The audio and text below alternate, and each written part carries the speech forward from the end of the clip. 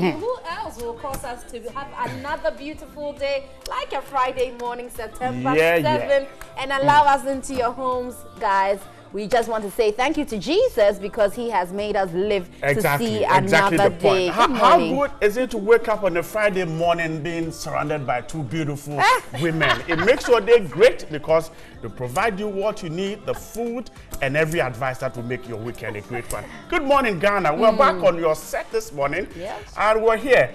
Johnny, I'm told the wife refused him breakfast because he didn't perform well. But I'm hearing a different part where he was giving an extension of the birthday. I'm the breaker of the news. Let me break the news. So Johnny is late, but he certainly will join us later in the show. Bright, Amma, and Grace. Your morning is certainly full of brightness, greatness, and what, Amma? Hey. The glory of the Lord. The glory of the Lord, indeed. Thanks so much for staying there. It's a package from now till 9 a.m. and certainly will be getting you excited. Looking on what's in front of me, it promises a great one, I guess. There's a lot of entertainment. It's a Friday, and of course the newspapers have all the news this morning. We'll tell you exactly what's on the accident. We're told they're causing a lot of mayhem again. We'll see how the guys will be talking about it. It's an exciting morning. We're so grateful that you stayed there for us. Thanks so much. The show has just started. Good morning once again. And of course, we have relationship on Friday just to give you a good weekend. So we'll be talking about what not to do on your first date. Right, what did you not do? We'll come back to him. I don't remember if I ever had. I don't remember. Do you go on dates? Did you ever go on a date? When I do witch hunting, I do. Lord, oh my. But you know, when you asked about the names, I just thought about Mercy. But growing up, Mercy was one name. I don't know. I never, So you, all those. Daddy and Mommy refused you a Christian name. Yes, and I'm happy. I thank them because if they had given me one and I had to change it, I won't be amused at all. I was asking you this morning. Exactly. Ogre as a short form for Grace. People change their names. Deborah, it's like Debbie. You know, nice names are like Ogre. So I don't really understand. Just take it as it is, my dear. Maybe we can give you. Comfort, Mercy, like those names that go with emotions, I don't think I want. Yes, so we'll come back to the names, but I think we should go and time for the news, please do. Okay, I was thinking of Angeline. There were two.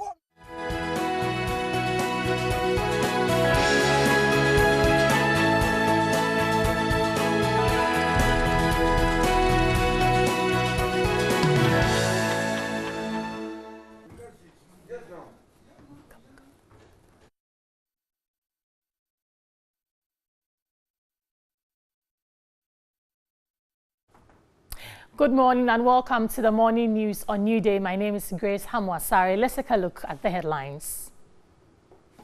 Parents of qualified applicants who could not be placed under the computerized school selection placement want government to suspend the system.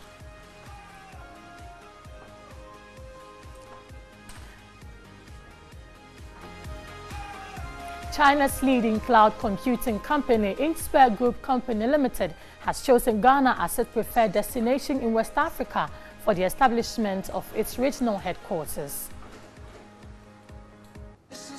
When we go to politics, the Council of Elders of the National Democratic Congress, NDC, has decided on Alhaji Hudu Yaya, an aspiring national chairman, as the consensus candidate for the position. And legendary actor McJordan Amate will be laid to rest on Saturday, September 8th.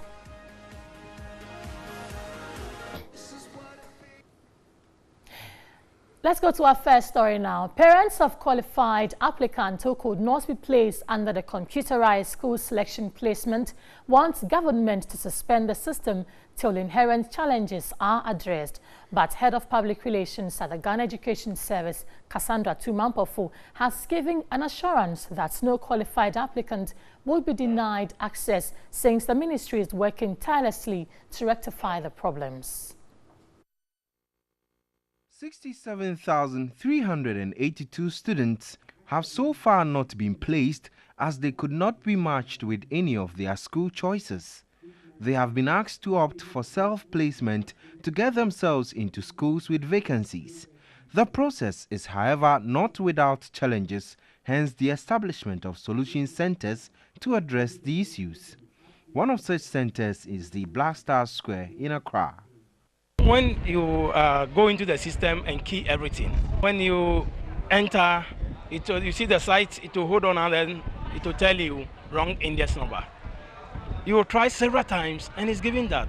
When you go to their office, you ask, oh, they say it's not here, go here. When you go here, they say, no, it's not here, go here. Then you see that you are going round. And at first, old system is not like that. And now they said a new system and we are suffering like that. I think it's too much. I am very frustrated my son was not placed. Even after buying the checker, we spent several hours at the internet cafe, but we were told the system is down. All I want is my son placed. Many, like Nancy Ajay, left the center without any solution. Mr. Samuel Tego tells us his daughter was placed in a school she did not choose at Sefirioso in the Western region. Consider where the person is coming from, because it is on the form. You will say it that, oh, this person is coming from Accra. If I'm placing that person to Sefirioso, why can't I place her in the boarding? But I place her day. Where is he going to sleep? 16 years. I have to go and rent a place for her. Or I have to go and beg somebody there for my daughter to go and stay with the person before schooling. No, if the system, we cannot run the system with this, why can't we put it aside? And then we think something better. An official of the Ghana Education Service explained the placement is done with some specific considerations which include merit, program of choice, residential status, and 30% space for students from public schools. But Isaac Ofosu disagrees with the 30% priority for students from public schools. They are all Ghanaian students. You are telling me you have place allocated for public students. Why?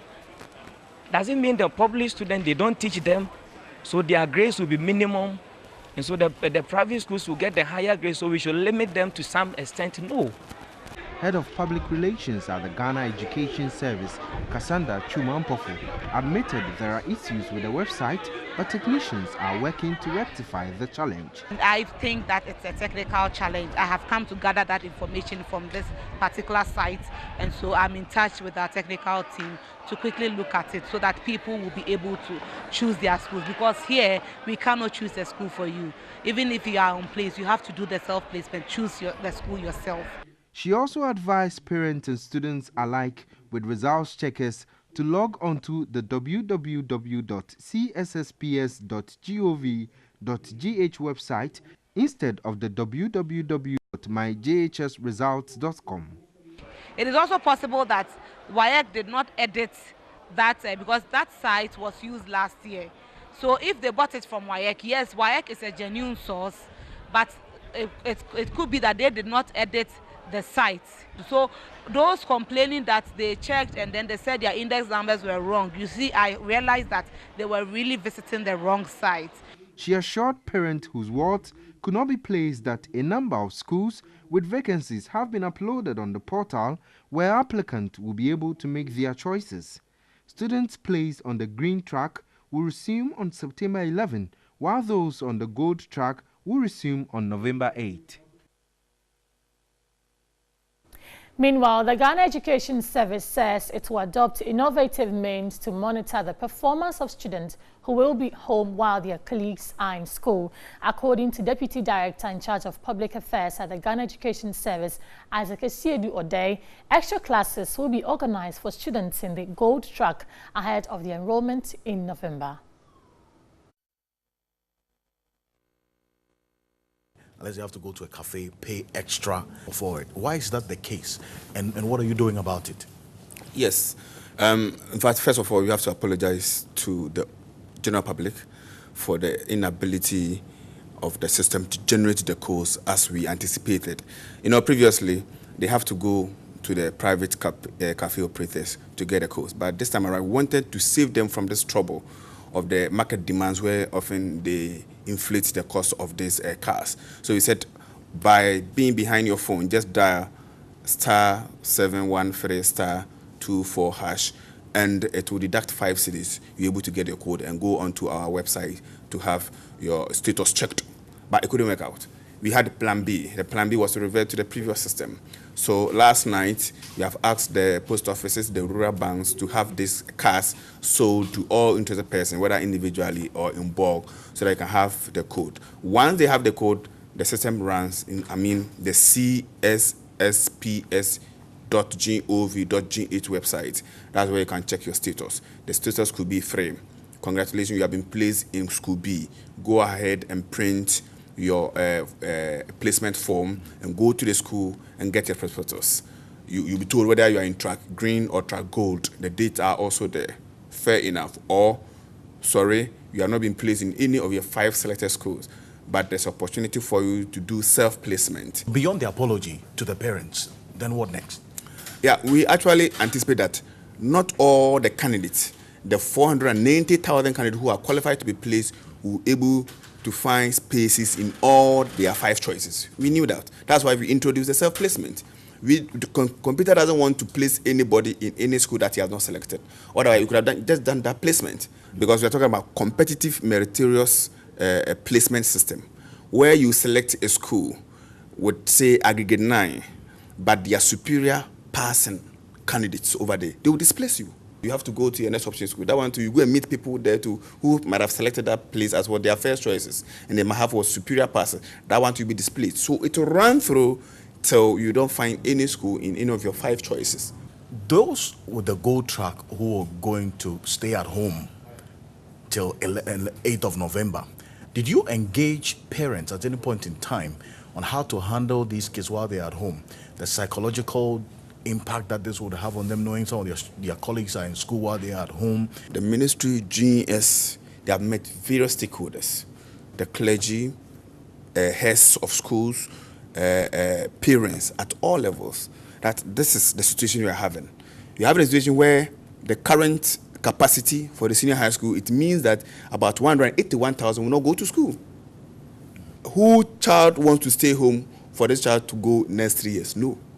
We have to find an innovative means of what accommodating all children, even though quality will not be compromised under any circumstances. We are asking about the children who will be in the house waiting for their turn. We are engaging teachers, national service people in every district. They are placing about 4 teachers in every district or circuits where classes will be organized for them in every space that they find themselves. Why they are at home? They assume that they are having their vacation. Where would these classes be taking place? Are parents aware of the center? Oh yes, we have a lot of church halls or community centers. Going to do the classes in church halls? We are. It's a temporary kind of a structure. I mean, already people are organizing classes in some of these structures already. And even we can take advantage of some private schools. When they close, we can go in there and also have the classes. This is supposed to take place just next week.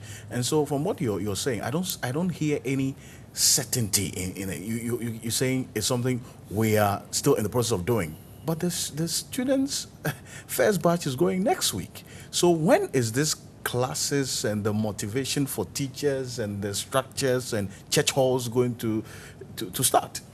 I hope you know about NAPCO. They have completed the recruitment of NAPCO people.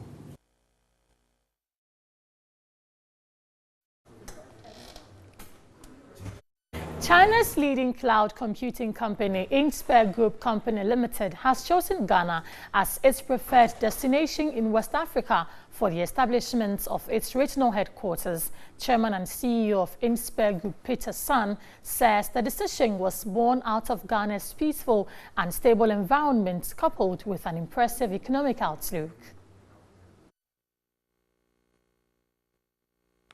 Chairman and CEO of Inspire Group Company Limited, Peter Sun, made this known when his company paid a courtesy call on President Akufo-Addo on the sidelines of the Ghana Shandong Business Conference, which was held in Jinan, Shandong Province. Inspire, currently with a 57% share of global sales in the artificial intelligence server field, is the fastest growing server vendor in the world and holds the biggest market share for the sale of servers in China. In addition to establishing its regional headquarters in Ghana, Peter Sun indicated that 10 Ghanaian students will also be selected and offered internship programs with the company. Peter San also indicated the readiness of the company to assist Ghana in revenue mobilization and green development. We plan to promote three main things in Ghana. First, we will set up the headquarters of INSPIR West Africa in Ghana. And we plan to build up a manufacturing factory of fiscal devices in Ghana, so that the fiscal register devices can supply the Ghana market and also the market of West Africa. President Akufo-Addo assured the company of the safety of their investment in Ghana. It is very good for our country to be involved with major global companies like yours. It means that we're exposed to best practices in the industry, the ICT industry. Our country is a stable country, and our economy is picking up very rapidly now. So it's a good base, not just for Ghana, but also for the rest of West Africa. INSPIR Group Company Limited is the number 2 company in China's information technology industry. Media Generals Foundation and MTN Foundation has presented a check for 72,000 cedis to support 2 Holy Hearts patients at the Cardiothoracic Center of the Kolebu Teaching Hospital in Accra. Corporate Affairs Manager for Media Generals 3 Foundation, Richard Kweku Ahiagbele, praised donors for their kind gesture and asked other institutions to do the same. 10-year-old Laura Jeans Tete from Hohoi in the Volta region and 2-year-old Reynolds Eswando from the Greater Accra region have been diagnosed of hole in heart disease at the Kolebu Cardiothoracic Center. They are beneficiaries of the Think Heart Save a Child initiative and beneficiaries for the second batch of 3 Foundation and MTN Foundation Social Support Initiative. The donation will be used to provide a total corrective surgery for the 2 children. Director of the National Cardiothoracic Center at the Kolebu Teaching Hospital, Dr. Lawrence Serebo, commended Media General and MTN for the timely intervention as he received a check for 72,000 cedis. Parents of Laura and Reynolds could not hold their joy after receiving the check.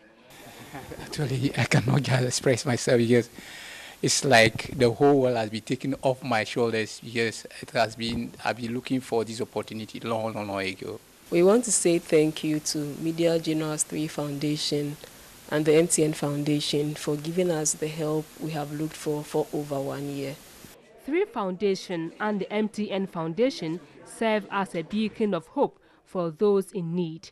Group Head of Corporate Affairs, Media General, Richard Kweku Ahiagbele, made an appeal to individuals and other corporate organizations to also come on board and support. We want to say a big thank you to everyone who has supported the Think Heart Save a Child to date. We'll keep doing great stuff if you keep supporting us. So we have a number of other children who could benefit. So come on board. Every little donation will go a long way to make a difference in the life of these children. The Sustainability and Social Impact Senior Manager for MTN Ghana, Robert Kujo, said the MTN Foundation is committed to supporting many hole in heart patients. The MTN Ghana Foundation is happy to be part of this laudable initiative, which is in partnership with the 3 Foundation. I'm glad to say that this initiative has been able to support 4 children with hole in heart conditions, and the process is currently going on smoothly. Donations can be made via MTN mobile number 0245 270081 on all networks. You can also make donations directly into the TV3 Social Support Fund with account number 6010603927 Zenith Bank.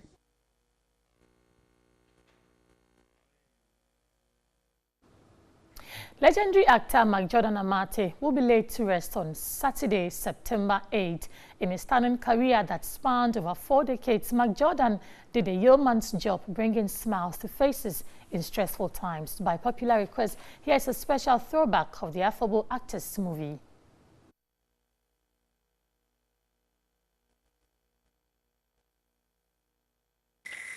But Jay, Wait, say. Yeah, it's guy or moves. See you.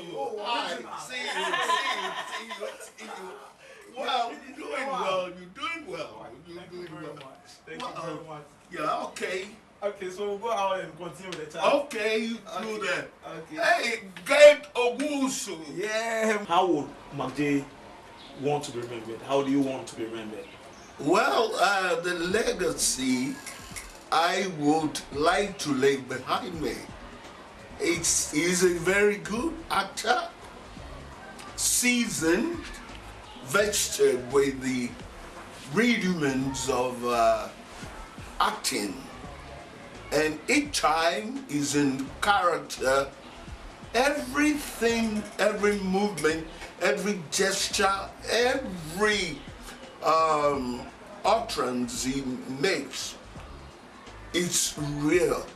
If it's humor, if it's thinking sorrow, in any situation at all, you watch Mark Jordan and you see reality in his way. English, you were very good at the language. You had a command and you spoke big English sometimes. You speaking big English? Well, I'm glad and I'm thankful to everyone who appreciates that. I continue to be very much associated with, should I say, the English language by way of reading, by way of chatting with other people, but mostly by way of reading. So I thank society for appreciating that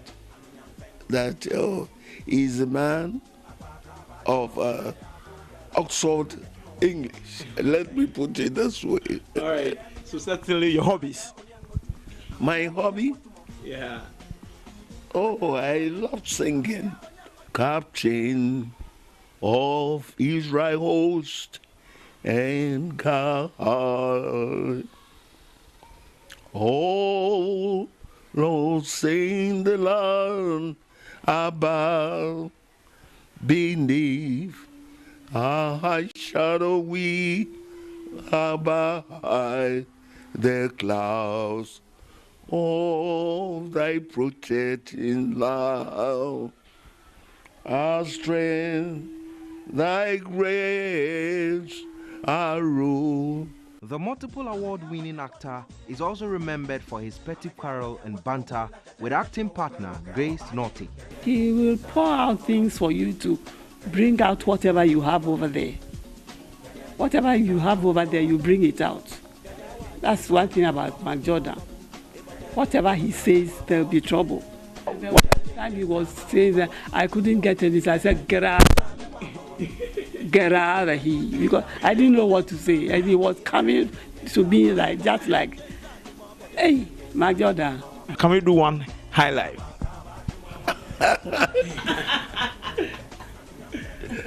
Oh, what am I going to sing? They say Wogbejeke.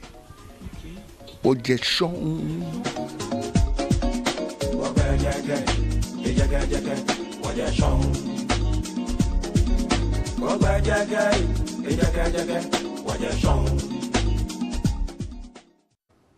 We wish the family well and may his soul rest in peace. That's all for the news. We're back with more after this break. Don't go away. My name is Grace Hamwa Asari.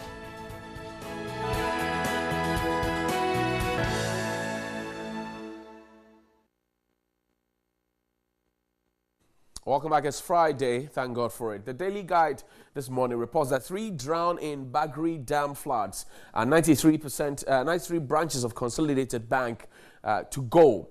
PPA probes Auditor General over 7.6 million Ghana cedis are spent on cars, and NDC hopes dashed over 2 billion Chinese deal. Comes with a photo of the minority leader, Honorable Haruna Idrisu. The Daily Graphic says teachers give nod to licensure examinations. CTN exposes rot at ports, 14.04 million lost in July. That's dollars, a lot of dollars. AGI Scholarship Secretary to create Labour Bank. That's in parenthesis. The Ghanaian Times says, fight against public procurement infractions. 8 government agencies hot. PPA hauls them before Iyoko to face prosecution. And Ghana set to receive $190 million from MCC. 4 alleged Kumasi robbers buried. And let's support Bank of Ghana to sanitize banking sector. That's President Akufo-Addo speaking to all of us to support the central bank. The Daily Graphic still on there. Perhaps you want to go out there and grab a copy. And a special supplement on Kofi Annan there will come on Wednesday, 12th of September. That's next week in the run-up to his burial. The Finder newspaper, local banks to become stronger after Bank of Ghana's cleaning up of financial sector precedent says so. And PPA saves state 795 million Ghana cedis in 7 months. Plus, Ghana's bauxite barter deal and the $1 billion confusion. Banks lose 30.1 million Ghana cedis to fraud in 2017 alone. That's shocking. And 2 billion Sino-Hydro bauxite for barter deal explained. The weekend today, the mess at energy sector with focus on TOR and GNPC. Man 40 slays wife at Ablekuma Block Factory. Muslim groups urge government to continue handling Hajj operations. Comes to the Hajj board chairman, Sheikh I.C. Quay. And Mercy Johnson's birthday photos. Okay, there you have the actress, the Nigerian actress photo up there. That's the final one for today. So you know which papers to grab this morning when you get to the newsstands. Homes that have been dashed, explained. My big concern is Bagri Dam. Bagri Dam. That is it, Bagri Dam. And every year we have this challenge. Every year, and Johnny, it's sad to come every year to talk about it, because then my worry is that are we just not concerned?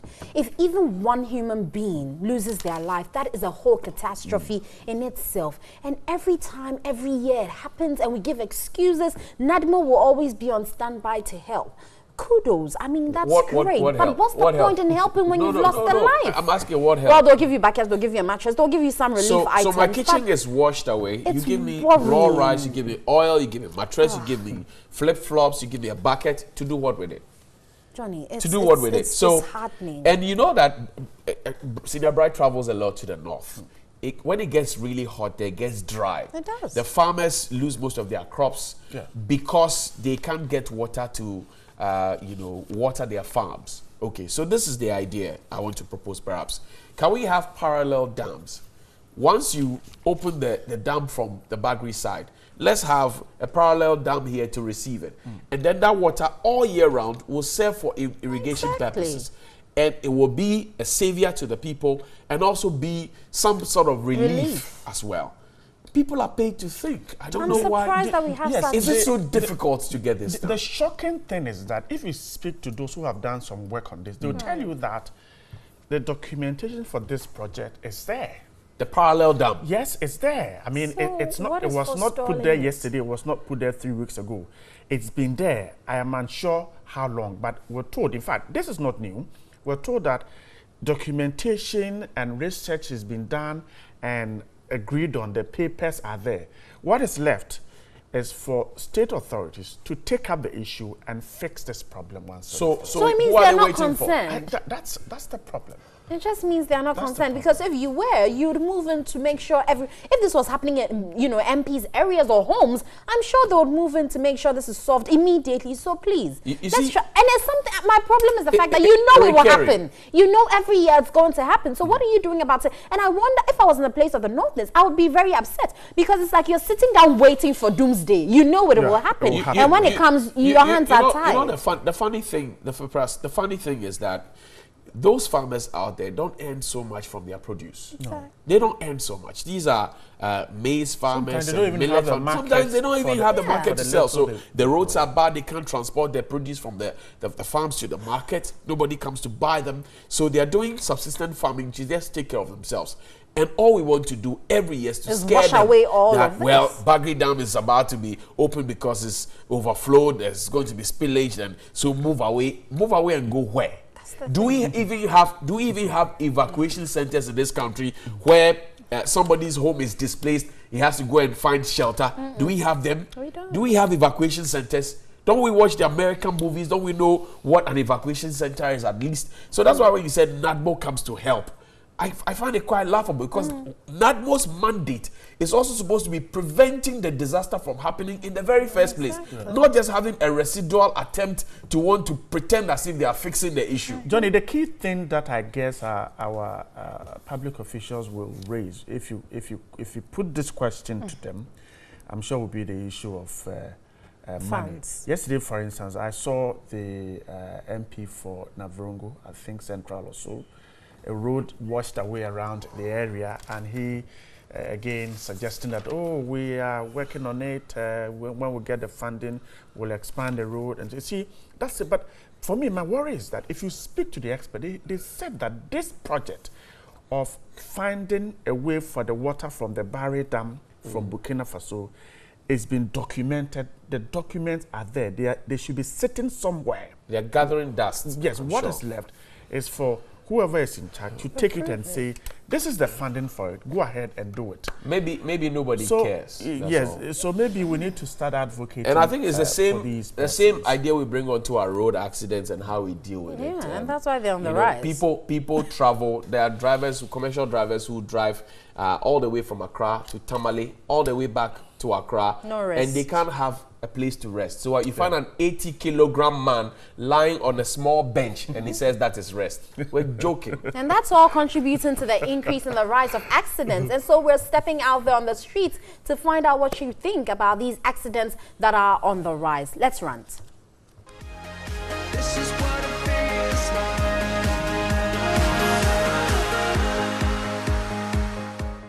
A very good morning and welcome to Daily Rant here on Newday. I'm George Quinny, and this morning we are talking road accidents. And the rate of accident and the number of casualties have increased in July 2018 as compared to the same month last year. And between January and July 2018, the number of people that died was 1,369, and same period last year was 1,203. And so that's more like a 13.33% increment.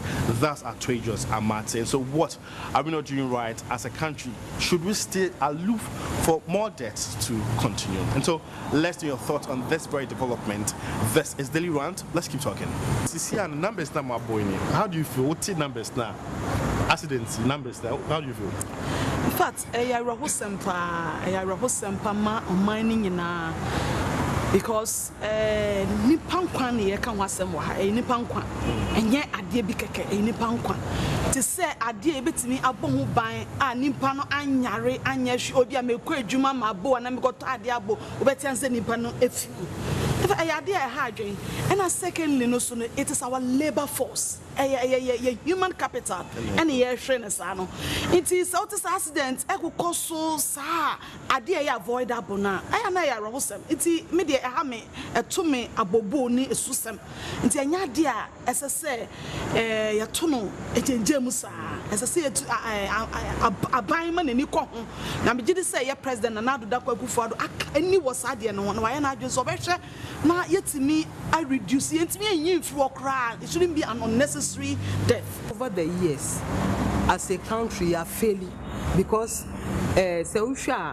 last year, if you look at the figures, not just say this year they are increasing, and it's very, very sad. When you see you go to other jurisdictions, what me who say law and order, say car way any road where there, there's no way about road. What you say? These are contributory factors. Any pano your attitude because your drivers. Ube who say hypocrisy so because who say uti kamu say trotro say private car when we say driver driving recklessly apart from the fact that car no it is not in good condition or driving as a nobody's business as if he doesn't care and on him said the least mistake but if there's somebody in the cars no or say oh in fact driver driving kakra who say other passengers, oh, we are too late. We are too late. And quantum, Obefia Bright, Nayan, you until in Tamna open. And in your way now, what a wako in professional Mumpa. And these people that are dying are people's husbands, people's wives, people's children, people's, dependents. What you say? In Ghana, we have breadwinners. We have a responsibility. We have to be up and doing. Nema, your loss, any Juma. A woman say yes, a you're a poor country. I admit, you're a developing country. But say to 2 years, I think, say we can do it. Numbers, is too alarming. It's too alarming and devastating. From 1,200 last year, 2017, and this year, July, from January to July, 1,600 and over is so disheartening. And I think say DVLA, because DVLA, these are the people that are supposed to check to make sure that the person has the driving license to be on road. Most of our drivers almost need driving license, so only driving license, and most truck drivers or the money made to say on this on fancy and I will cross the road. Who can say maybe drive by the time I will be not their ball. Into DVLA, as I say, almost like they should be up and doing. As I say, almost trying making sure that the driving license that they give to people, no, it's from them too. At times, some people just go to DVLA and then this in this in license now by man. He doesn't know anything about driving and only license on what road. And most this in drivers in Susisia, mobile phone. Both this in private, any public this in mobile phone so and a mobile phone would driving or mobile phone so what do you know is divided. So you are not paying attention. And no be cross now they are boni pakuna they are kono. Maybe nipakrono now share a nipa be bremo because of you, they will lose their breadwinner and the country is going into hell due to some of these malpractices on our roads. So as I said, DVLA and this AMA for almost general very well. Or can say wear ties or be motion the tire. Who said Sata is where Entimen drew Accra or see or the Kumasi or the Bego on Drew Kumasi no Kunipa be brain driver no your escape and no problem yano or no the other escape or the all causing or confusion no escape and most passengers almost Tikanosu or driver no say I didn't want to mean driving and see where crampo wheelbarrow way. I didn't I won't just fast speed boom and or this speed boom and Chebiara no money not done history. We have to look at our roads and what we do. Okay, maybe to say La Pasa. They say food bridge no. Mean to be 19 feet and quarantine. They try and then use that. We know it made wire mesh by the normal crossing. Most of the time, actually, in see one more. I'm not saying I'm justifying whatever it is, but everyone so advice we know we should also put the blame on government. Yes, I know because baby this in a dangerous place and can SSA maybe a traffic light in Warhol so the pedestrian to just give pedestrian the chance to cross. We shall traffic light be into pedestrian. You see some people jumping in my face. MPP for this in 20 no more young more elections. I was St. John's. Okay. St. John's. Into me call more aqua show be me kono and obi suno Joaniba. Na saga no o we sadano because a bus ne bonu a tuni say. Na me hunam ne shishimi say. Because I saw it with my eyes. Most of these things because of food bridges are not there and other things. Causing a whole lot of problems for the people of this country. Government has to come in and the pedestrians so one kasa won kwa ehia enti bibi obey bia hwe na hu say send me person me jumping hano will it save me? If it will not, find other means. Men can say government yenti I'm trying to endanger my life just to get to the other side. Government be what we can say we don't eat road, we don't, in fact we eat road. Yes, we eat road because you see our food that we are going to buy and come and eat in our house, it is through good roads. If you don't have good roads, who call your friends and last because Volta region, in fact you will be very sad. What you say? Roads near so bad so that, and that is where our food is coming from. What you say? Until we should make sure that our priority should be doing road and then making our citizens very comfortable. When you say government, successive government, any even government in power, for us to just tackle this road accident. But the food can be a question. Be say who's a La Paz, all the examples, a La Paz one pedestrian. Me no meka, a woman sa buying a one chefandia, but meka and my engineers. Because as engineer who planning road, as I said, would they Ghana you sue me and me, yes, and a Ghana for your tail. As I said, we shall so now the planning your roads. And that's how they brony be nene quiet because I brought from majority workers. And now ammonia my yen air strong cool free. It is a way engineer now Ghana now we planning road I'm a Ghana for. As I said, what the Ghana your super and social with him. Now we plan who's a Ghana for baby for trotro, baby nisika, and in your TV and on the crossing road. It's oh yeah, as I saw to oh. But why a road from La Paz to your friend say Achimota? That's a nipa in your baby in cross. I didn't obey. Obeshan also afford getting because Sabe on also so as I said to me, Onika can't mean fanning go see a man say Achimota. And I want overhead wall. No one cross here, but someone Nantiaco La Paz. And ye, me to pine a Caribbean and be called outside. Now me drew on the gun and near my buffalo for pedestrians way no and you drew me drew on Nanko full trim, but I know not to be an antiboko. It's me drew a shade and who said track biba. I brought from Mutissim, no woman said track there, but at the circle bedroom. But me shut track there, but I'm so. Can I get track this and I am dangerous. And we came me to the far. First, a pedestrian. It's what I make me no more. Hey, sister, I don't know. Just so figure Ghana by entire. Me miss wrong because Ghana the answer. Medium American, I'm never pedestrian. But you could see, say, there is respect because the first respect is given to the pedestrians. The second comes to the cyclists or driving bicycle, and the third goes to the motor before they into the car boning never told and yes and get to. But me figure and them is slow. But articulate and buy your do one no boko. And so maybe the American because Ghana the answer. This is what it feels like.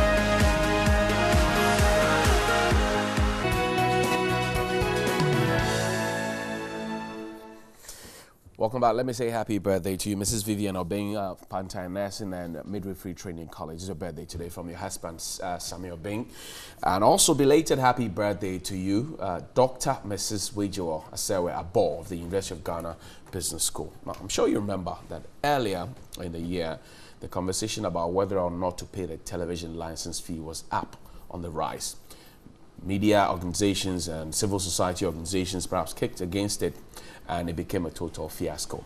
As we move on to the year, to the future, perhaps we're asking the question: are we able to fund the Ghana Broadcasting Corporation? What other, funding opportunities are there for us? And that's why the GIJ Media Roundtable Dialogue Series, the second in running, is up, and I've been joined by a senior lecturer of the GIJ, Kobina Ano Bedu Ado. Chief, good morning. Pleased to see you. Thank you. You look good. You're doing well. Thank you. Grateful. You taught me well. when you are interviewing your lecturer, it's another examination. Right now, you are in charge. I'm not in charge. I see. So this is the second edition of the GIJ Roundtable Dialogue Series. How did the first one go? It was very, very successful. Thank you very much for this invitation. It was very, very successful. We discussed journalistic autonomy. I mean, you journalists, especially, since '92, how the media has become commercial. You're always competing for advertising revenue. But if you look at the journalistic, credo, you have to be independent. Who are you serving? Are you serving your boss, or are you serving the public that you report to? So we met to interrogate that issue. And a lot of, interesting facts came up that because of the quest to gain advertising revenue, some media organizations, are under pressure. They give their journalists pressure. So there's some stories that perhaps you would normally want, to publish because of certain relationships that they might have with their advertisers or something else. They might not want to publish that. And these are serious matters for the profession, the journalism profession. So that is what the Media Roundtable, forum is meant to be, to discuss these kinds of issues that affect primarily journalists, communication professionals. And this second edition is also interrogating a very important issue. Tell me about it. About media development in this country. I mean, your excellent introduction about the furore that occurred earlier in the year, where we're going to be jailed for not paying TV license. Should we even be paying TV license at all? How should we fund GBC? That is the question we are interrogating next Tuesday. Because the country has not come to a consensus as to how we should fund our national broadcaster. should they continue taking advertising revenue? Why should they even take revenue when they are even asking for TV license fee? And the commercial media is also an integral part of this discussion. When we talk about TV license fee, people assume that because it might be only going to GBC, the private media is not part. It is part because if, for example, government you get 15% spread across for everybody. That's what exactly. the calculation But even was. that issue is contentious. Should we even be giving the commercial broadcasters that 15%? Well, then somebody would ask a reverse question. Why is the public broadcaster, if it has an NCA license that said it's supposed to be doing public service announcements, be doing commercialized broadcasting? Yeah, that's a matter of policy. There's a confusion in the policy, and that should define exactly what role GBC should be playing, and consequent on that how it should be funded. Because there's that confusion, we have a very confusing situation where they are taking advertising money, but also asking for license fee. So we want to understand, and we have very knowledgeable experience. Tell me about people, the panel. Sydney Casely Hayford, Occupy Ghana. When the issue came out, Occupy Ghana released a very strong statement about the issue. He is coming, to share his views on that. We have the former Director General of GBC, Mr. Ampemidakun.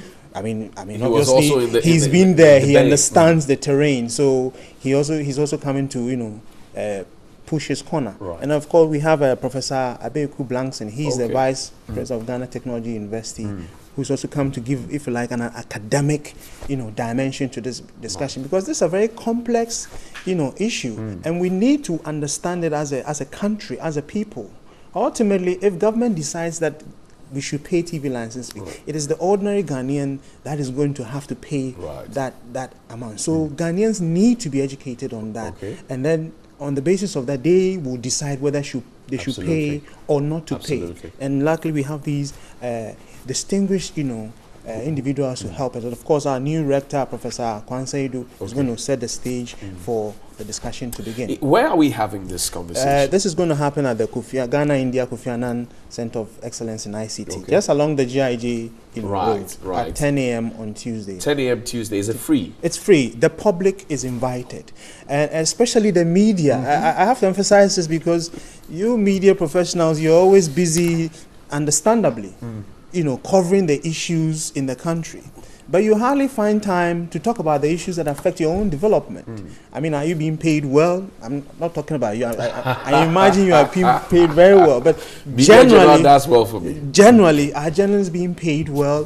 What are the environments that they are working? Is it safe? I mean, we're hearing reports about journalists being attacked and all of these things. What is the forum that you guys have created, to be discussing these things and finding the solutions to these problems? So the GIJ Media Dialogue Series is the platform where you professionals should be coming, to discuss these issues. But I should also say that this is also for the public. For the public. Because everybody can attend. Okay. Students, journalists, policy. We've invited the Ministry of Information, we've invited NCA, NMC. They're all coming, to share their opinions on I'm looking at the 6 questions you're asking. One says, is Ghana's commercial media adequate for the needs of democracy without a public service broadcaster? Exactly. I'm curious about this particular one. Because you have to understand the media space as an ecology. You have the state and the private, and they feed off each other. So if one is, stronger than the other, obviously it's going to affect how the system works. So there should be a balance. But how should that balance be constructed? That's the answer we'll get on Tuesday when we all meet at the Kofi Annan International ICT Center along the GIJ Street. Tuesday, that's the 11th of September. That's a date nobody can forget. Tuesday, 11th September at 10 a.m. 2001. I remember the disaster. 10 a.m. and we're meeting. It's the GIJ Round Table Dialogue Series, the second in the running, and we're asking, should we or should we not pay TV licenses? Why should we at least pay it? And what is our role in all of it? All right. Mr. Bidwado, thank you very much for your time. I'm very grateful for the invitation. Thank you very much. Mr. Kobina Bidwado is a senior lecturer at the Ghana Institute of Journalism, of which I'm a very, very proud alumnus. And happy birthday, belated, to Dr. Mrs. Weije Wase of the University of Ghana Business School, academic, mother, and everything else. We'll be back after this break with some more.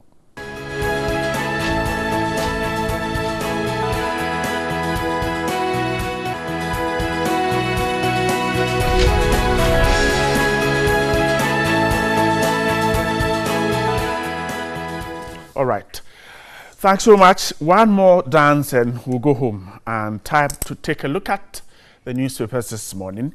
The Times says 8 government agencies are hot because the PPA, the Public Procurement Authority, has hauled them before IOCO. They have to face prosecution. They find that local banks will become stronger after Bank of Ghana's cleanup of the financial sector. That's the precedent. NDC hopes dashed. Over $2 billion Chinese deal. Daily Guide has that story. And the rot at the ports, CTN exposes, we're told $14.4 million lost in July. The photograph of the Commissioner of Customs, Mr. Isaac Crenshaw, on the paper. This morning, we'll take a look at some of the issues, particularly with what we're getting from China. My guest this morning is a member of the NPP's team, Kamaldeen Abdullahi. Good morning. Good morning. And hope you're doing great. Very, very, very well.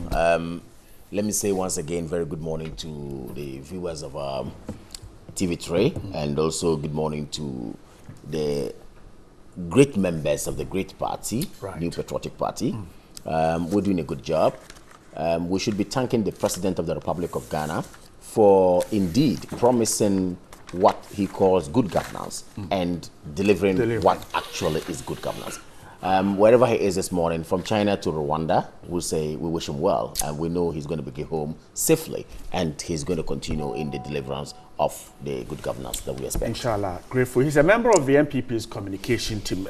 Come on, even before we jump into the newspapers, there are indications that the NPP has appointed the member of parliament for the Adentan constituency, yourself and a few others, to now hold together the communication wing of the party. Is that the case? No. I don't know where you're getting this news. Right?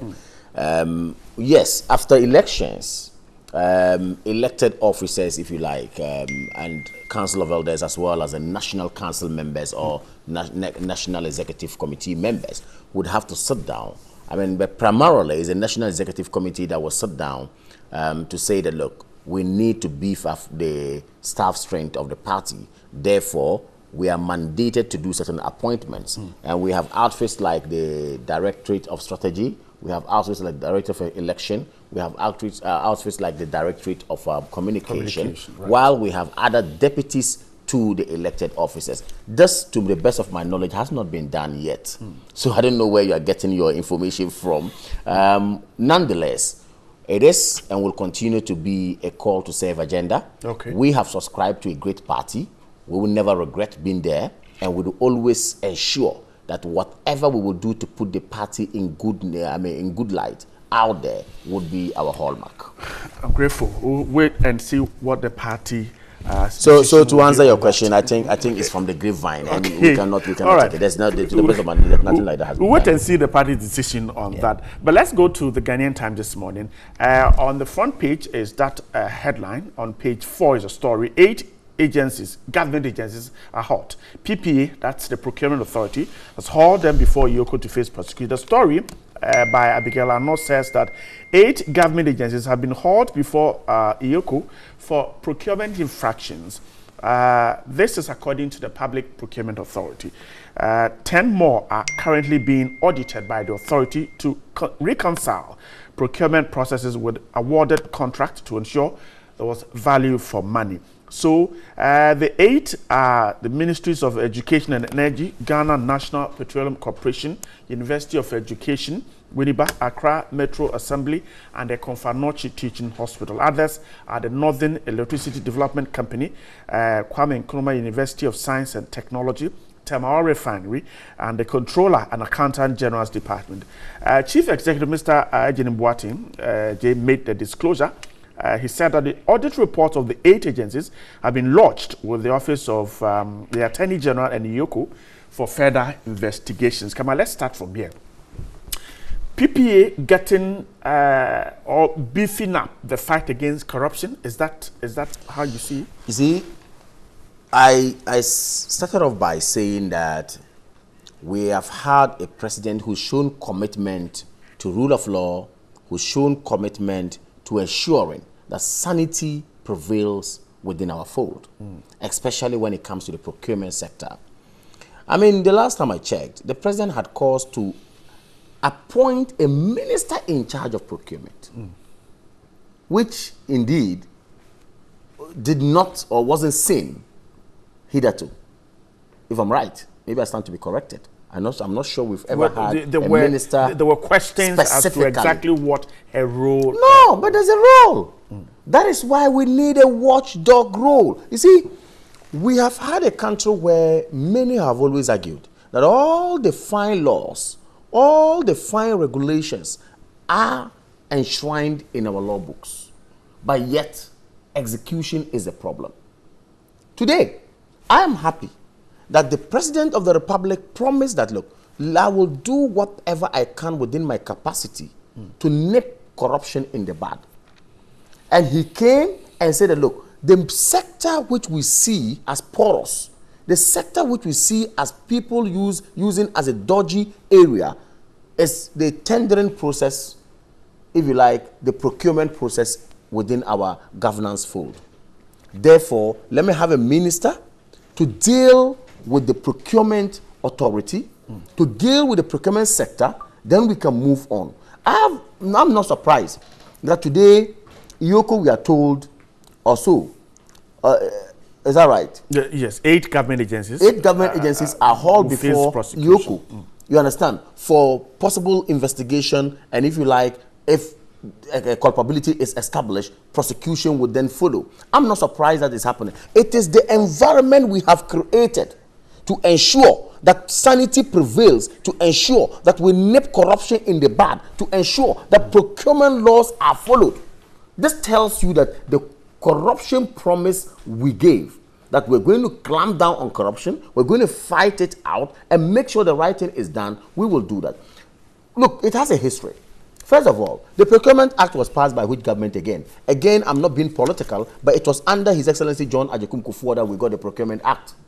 Okay? Hitherto, it was like anybody can just sit down and say, look, I want to give a contract to whoever I want to give to. But we needed a procedure put in place. Again, when MPP came to power, MPP thought and said, look, let us sanitize the system. They did that. Nanado has come this time round after 8 years of bad governance, of misrule, 8 years of nepotism, 8 years of corruption. Nanado came and said, look, that procurement sector is a bit sick. Let me have a minister. Let's look at it again and we move. I'm not surprised that 8 institutions are actually hauled before Iyoko for investigation and possible prosecution to go on. It serves as a deterrent to other institutions who are watching. It serves as a deterrent to other people who are watching. That, look, procurement procedure must never be reneged upon. Procurement procedure must be followed so that at the end of the day, we will all not feel shortchanged as a nation. What about the argument by some that there are certain contracts that people have spoken about, Kelny, GVG, and the others, that they've been done under sole sourcing, and civil society has raised concerns, but the PPA has not, doesn't seem to support civil society's argument. Well, nature of the contract. Whatever contract it is, we have had cause to argue that why should we have sole sourcing being used in some other contract when we're in opposition. Similarly, if we come to power and at the end of the day there has been a sole source, if you like, procedure used for a particular contract. But question, and fundamentally, the question is, do we have sole sourcing rule or law sitting in our book as well? Yes, we do. Do we have principles established why one should go or resort to sole sourcing? If we do have, please, those who are raising those red flags, they should bring with the greatest of respect. You have the right as a good citizen not to be a spectator, but be a good citizen. Come out with where you think it is wrong and let us push and make sure the right thing is done. Let me take a quick break. When we come back, we'll continue, and I'll tell you who my second guest is. Stay right there. We're back in a moment. All right, welcome back. We left off with the procurement issue. 8 government agencies to face prosecution. That's according to the Public Procurement Authority. Let me get a Kamadi to wrap up. But my second guest has just joined us. Member of Parliament for the Mian constituency, a member of the NDC, Honorable Mohammed Abdulaziz is here. Good morning. Good morning, Bright. Hope you're doing great. I'm terrific. Thanks for joining us. Thank you. We had taken off on procurement. Come on, so for you, the point is that if any concerns, once it is brought, it can be addressed. No, like I said, you see, sole sourcing sits in our books. Procurement procedure also sits in our books. Let's not forget that sole sourcing in itself is part of the procurement procedure and the procurement laws that we have in place. Okay, except to add that maybe there are exceptions there because there are certain rules that you need to follow to establish why you ought to do or go by sole sourcing as well. Now, point I'm making here is that the government of the day has shown commitment and will continue showing commitment.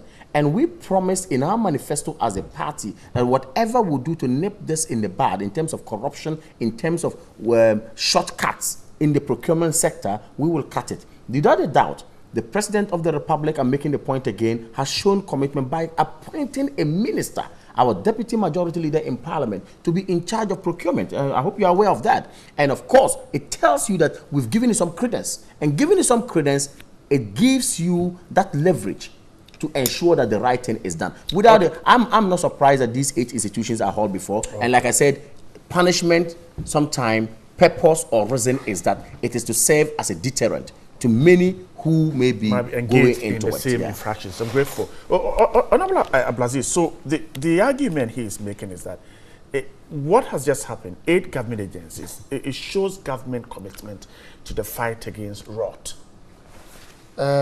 Brad, good morning to you, good morning to Kamal, and good morning to our cherished viewers.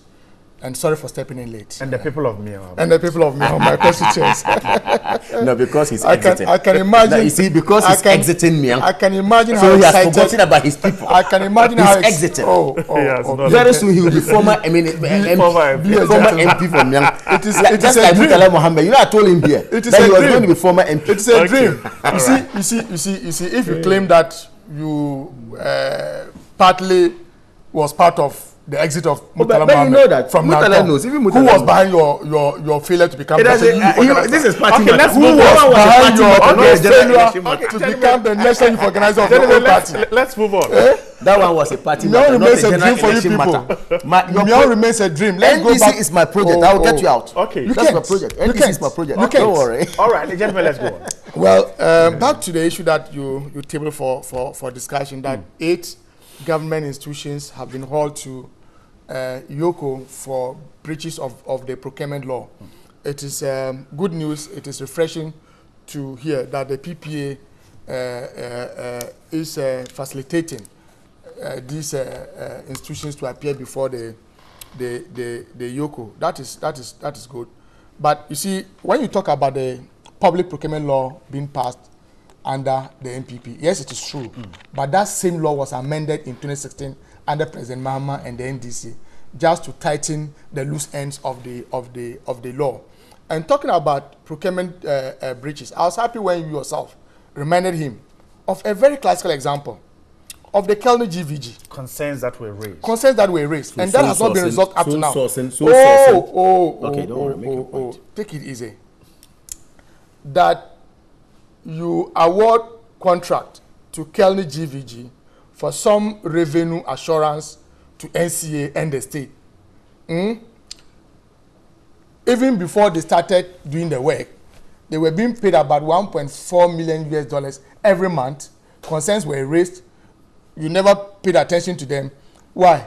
We're in this country when the former boss of Bost sold contaminated fuel. What? Boss at Bost. All right. Sold contaminated fuel to unregistered companies. That is the height of the breach of the procurement law. A company that does not exist at all in a legal sense, apart from the letterhead of the company, it never existed. You sold contaminated fuel to them under very questionable circumstances, at prices that were unpardonable. That is the high. So it's not just about the law. It's about how you would respect the law. And you took advantage of my absence to talk about how you guys are dealing with issues of you are not a threat at all. You should be the last. Your government should be the last group of people in this country to talk about corruption. In fact, your government defines what corruption is. You represent corruption. you should be the last to talk about. If I was to list you some of the corrupt deals in your government that you are aware of, I'm sure even a 24-hour stay in this studio would not be enough for us. And you are aware. And so when it comes to some of these issues, let us put the partisan approach to them to a stop, and let's deal with the issues. We shouldn't seek to look why government agencies halt to Yoko to explain why they breached some procurement laws, and you took advantage of it to talk about your fight against corruption, when your president has turned the Flagstaff House into a corruption clearing house, right from your president. Right from when you're president. Yes, I said. Oh, really? So. A member of parliament? Okay. Yes. Member of parliament said this. But you mean the president of Ghana? You're on the, exactly, but on the ticket of the MPP, on the ticket of the MPP, President Mahama would not have turned the Flagstaff House into a clearing house for corrupt deals. And so, Kamal, your group should be the last in this country to talk about corruption. Yes, when you were in opposition, your mantra was incompetence and corruption against President Mahama in the NDC. It is still. But having been in government for almost 2 years, you guys don't have the moral right again to refer to any government as corrupt and incompetent, because you define incompetence and corruption. Your government as an institution is an epitome of corruption and incompetence, and that you must come into terms with.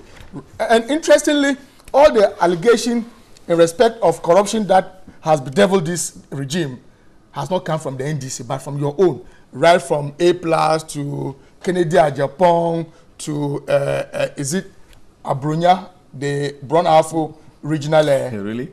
Abrunya. Abrunya. I don't know. Abrunya. My tree is limping. Come on, you're being mischievous. Exactly. So I don't know. all the corruption allegations that has hit your government has not come from the NDC. It came from Abrunya. From your own party. A very classical example being Kennedy, Ajapong, A+.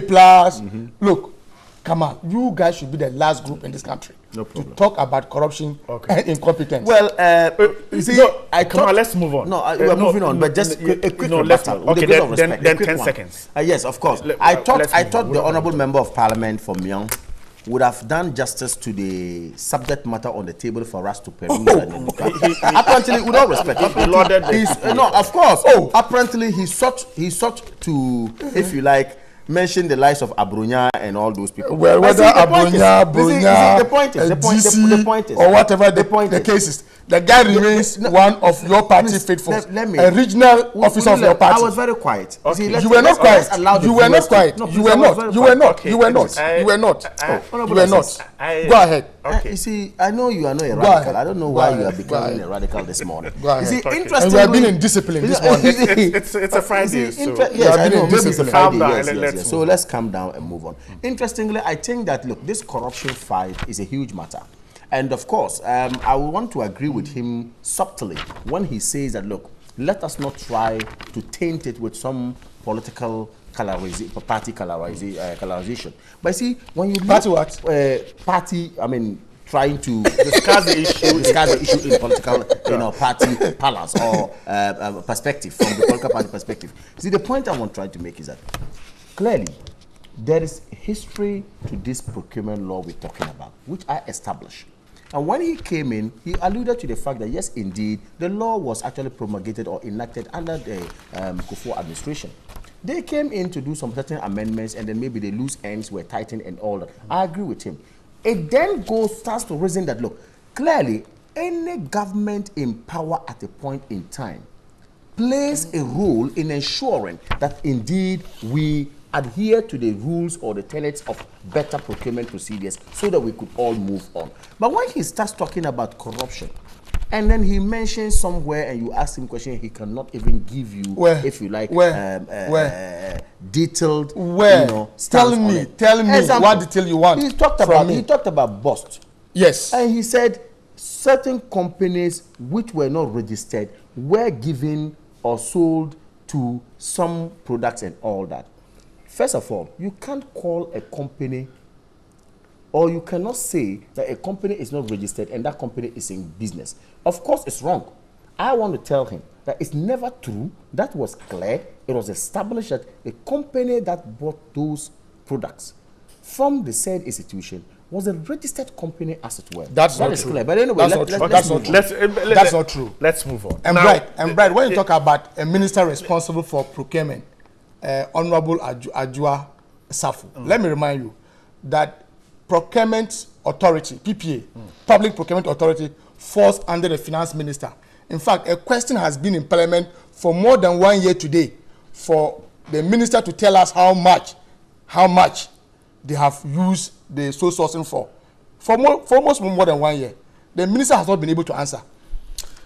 The Daily Guide this morning is reporting that the opposition NDC's attempt to sabotage the $2 billion Chinese infrastructure financing agreement appears to have hit the snag. This is because the IMF office in Accra has said it is unable to tell whether or not the Akufo-Addo-led NPP administration's barter agreement with Sino-Hydro Corporation of China that will bring massive infrastructure development, especially in the road sector, is a loan or a barter agreement. Daily Guide learned that the first tranche of 500 million has already hit Ghana's account to allow the commencement of various projects. Now, according to Daily Guide, the IMF said, given the complexity of the transaction, I'm unable to answer your question immediately. I have been in consultations with headquarters, including the legal department, and we're going to discuss this issue with the authorities during the upcoming 7th review mission under the extended credit facility. That's the story by the Daily Guide. The headline is NDC hopes dash. Honorable Aziz, let me start with you. The IMF has responded. The IMF office in Accra has responded to the letter and says that it is unable to immediately find an answer to whether the $2 billion deal is a barter or a loan agreement. And so it is waiting to discuss the issue. Daily Guide says NDC hopes dashed. What do you make of it? Our hopes are not dashed. We have nothing to gain from stopping the 2 billion loan facility. All that we are seeking is some clarity on the matter. Remember when the loan agreement was brought to a parliament, it was passed by parliament, and so we cannot be part of a process and then tend to sabotage same. All that we are seeking to do is to bring some clarity to bear on the matter. For instance, when you say you are engaged in a barter trade, they are coming to do some infrastructure worth $2 billion US.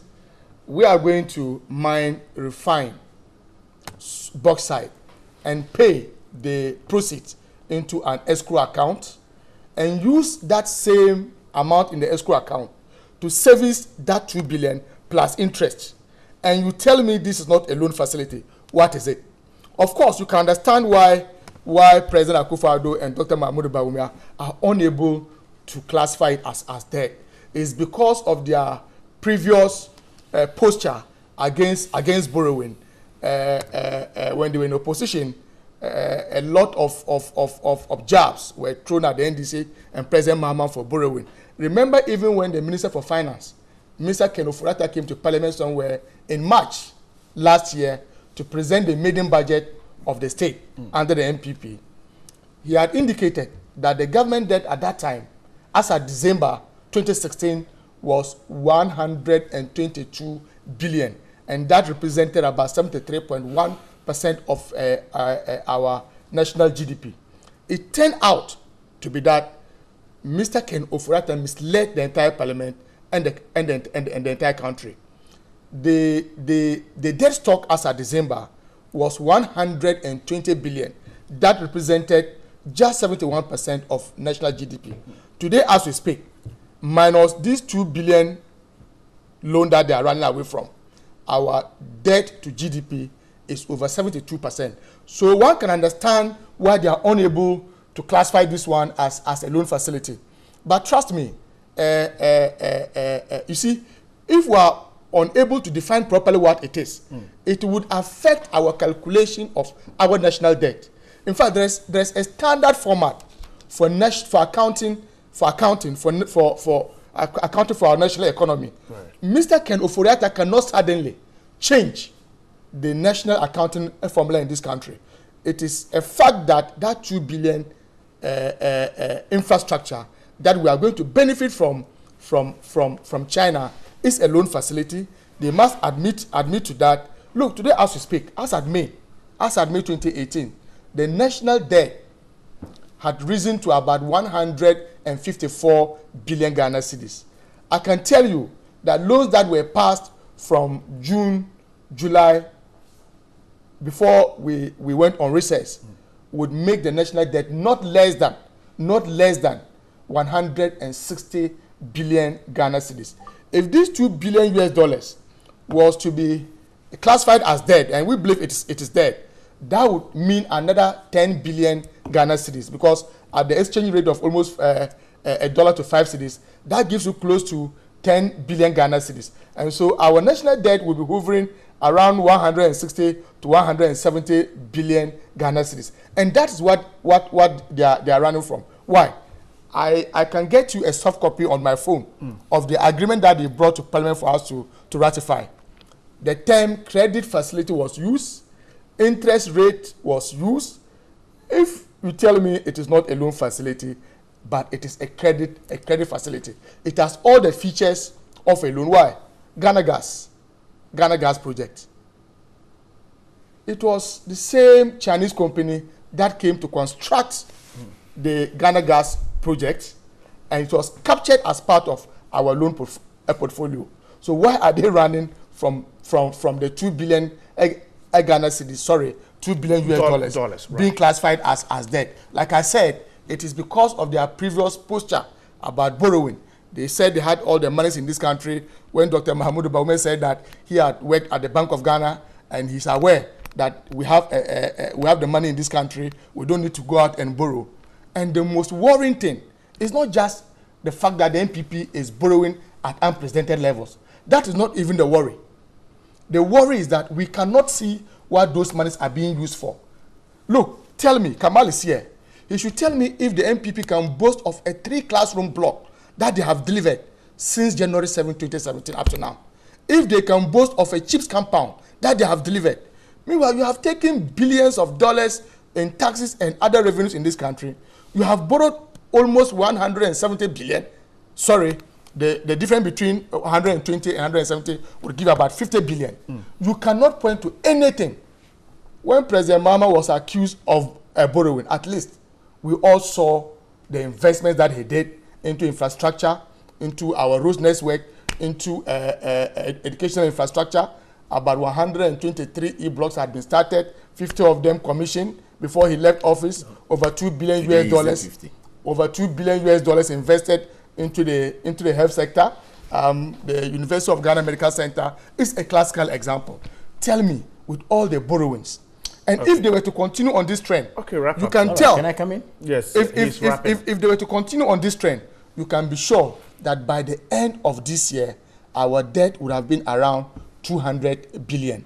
If you subtract 120 billion from 200 billion, as it's estimated, that will be about 80 billion for 2 years. Just do that for another 2 years, and that will tell you where our national debt stock would be. Well, I'm grateful. Come on. So that's a story the guide has published. The guy says the NDC's hopes are dashed, suggesting that the IMF Accra office is unable to clarify. Very good, very good. You see, if you read the story, paragraph 8 of the story as published by the Daily Guide will give you reason why the NDC is all out against this massive arrangement and agreement between us and Sino Hydro that would serve as a catalyst for infrastructure development in this country should it come to pass. The NDC is telling me today, myself and my good brother, Honorable Member of Parliament for Myang, with interest in the northern region, that we should put aside the Sino Hydro arrangement so that myself and my good brother and Aziz will not get Tamale interchange constructed. Is that what the NDC, the minority is saying? Please. I was very quiet. Oh, please, Bright. I'm telling you the import of this sort of agreement. Let me continue. Please, Bright. We cannot allow you to proceed on that. I am saying that I am the one in NDC, charge. you are in charge. And is the minority saying that they're against the loan or they want clarification? That's what I want you to clarify. I will get to the Was it passed by clarification. Parliament or not? I will get to the clarification. Okay, But this is the way I have decided to set off with my communication. Please. The NDC is led by the minority leader in Parliament, telling us that look, the interpretation we give to their actions and inaction regarding this one is that. Wait a minute. Please don't distract. The interpretation we give to it is that my good brother, Honorable Aziz, and myself, and in fact, with the greatest respect to my minority leader, to our minority leader in Parliament, my MP for Tamale South, Haruna Idrisu, what they are telling us is that impliedly, we don't deserve an interchange at 0.7 in Tamale. What they are telling us is that the Wulugu Pesingpe Road is not supposed to be constructed. What they are telling us is that the Wa Central Township roads will not be. The Sunyani Inner Circle roads would not be. I am giving you the phase 1 of the projects that has been earmarked with $500 million whooping dollars that we're going to use to have an infrastructure drive in this country. You know, this country has a history. Prior to the coming to office of His Excellency John Agyekum Kufuor in 2000, when he was sworn in 2001 on January 7th, he said, look, Ghana needs a facelift. By the time he left office, when you move from Circle and drive into Achimota Barrier or Fanko Barrier, before he came in, you would have used 5 hours to get there. By the time he left office, wide expansion of the road, infrastructure drive. By the time he left office, Techimai Kumasi Road constructed. By the time he left office, Kumasi Accra Road given a facelift. Massive infrastructure. Again, MPP has come to power. MPP says, look, we will sit down. This country has a deficit of over $30 billion in infrastructure delivery. We have some bauxite sitting there, which you wanted a Ghanaian company, if you like, let's give it to one person to go mine. Then we said, no, let us go into an arrangement. The IMF program, which you have plunged us into, you are the same person who took it to IMF anyway, remember? Are you there or not? I'm coming. Are you there or not? The IMF program, which extended credit facility program. Oh, let me land. No, Kamal, please. No. I am almost done. Even before you proceed. Please, I want the extended credit facility program with IMF. Don't do this to this communication piece. I am saying that let the people watching us listen. The IMF with the same government, the incompetent and wobbling government that we have actually shown exit, took us to, gave us certain conditionalities that, look, we cannot go past this particular level in terms of going in for debt and all that. We are mindful of the fact. That is why the Sino-Hydro arrangement is not a loan, and we maintain it's not a loan. That is the center of the discussion now. We said, let's go into a better arrangement. We have certain resources there. We have not tapped into it. The Chinese have got certain, if you like, prowess to go into it. Let's arrange with them. Come take our bauxite. In return, we need infrastructure worth over $2 billion to make sure our economy is given a boost. Are they coming then for you bauxite? tell me. Are they coming for bauxite? Then you tell me. Wait a minute. Are they coming for bauxite or cash? Come on, what makes it a barter agreement? Why is it not a barter agreement? At the end of the day, the argument is that the product that comes out of bauxite is what? Management fee. Wait a minute. There is I'm saying transaction fee and all that. Interest. I just wanted so the suggestion is that if you had given me the time without these interjections, we would have just landed and you understand. And I just landed. I'm making great sense. Because we're not making sense. Listen to me. Please, don't disrupt. You see, don't do this. When you do this, people, you are a member of parliament. You know that. A proud one, of course. So you see, I'm saying that what I'm saying is that please, right? Let's get this clear. I'm saying that we have some bauxite that we need to mine. The arrangement with Sino-Hydro is that bauxite will be mined. At the end of the day, we'll pay them back with some aluminium out of the bauxite. That's clear. Okay. Of course, in the arrangement. And we are now saying that, look, this is not a loan, as they argue. Why is it not a loan? It is some sort of a better arrangement that we do have, that we need infrastructure. And the infrastructure we need is worth $2 billion. And these are the infrastructure, kind of infrastructure we need. These are the areas we want these things constructed. Like I cited the Tamale, cited the blah, blah, blah, and we all. Then they also agreed. Then we came into force. Then you sat in parliament, took a paper and wrote a letter through your minority leader to the IMF office in Ghana. For that is why I'm not coming for clarification. Okay, so when you read the story again, I'm touching on that one now. That is why you see, I want you to understand. You should give a background to where we are. Did they write Let the Ghanaians IMF understand to stop the when loan? they wrote, no. That's what I want you to Right. They wrote to IMF seeking clarification as to whether or not the actions of government in going into the agreement with Sino-Hydro amounts to actually going in for direct debts. I mean, if you like, loans. Okay. Then the IMF, listen to the response. IMF says that, technically speaking, the memorandum of understanding that we have used or we have reached with the government of Ghana, within the context of what arrangement we had, nothing has been breached so far. Clearly, read it well. Nothing is breached. And therefore, given the complexity, let me land. That given the complexity, and given the complex nature of the agreement or the arrangement between Sino-Hydro and then, if you like, Ghana, they are in talk with their headquarters to establish whether or not it's a loan or it's not a loan. Agreement. So clearly, I tell you here that they have been deflated, they have been pushed down, they have been told that what you are thinking is not what it is. They have told you that the conditionalities that we have set aside has never been what? Violated or breached.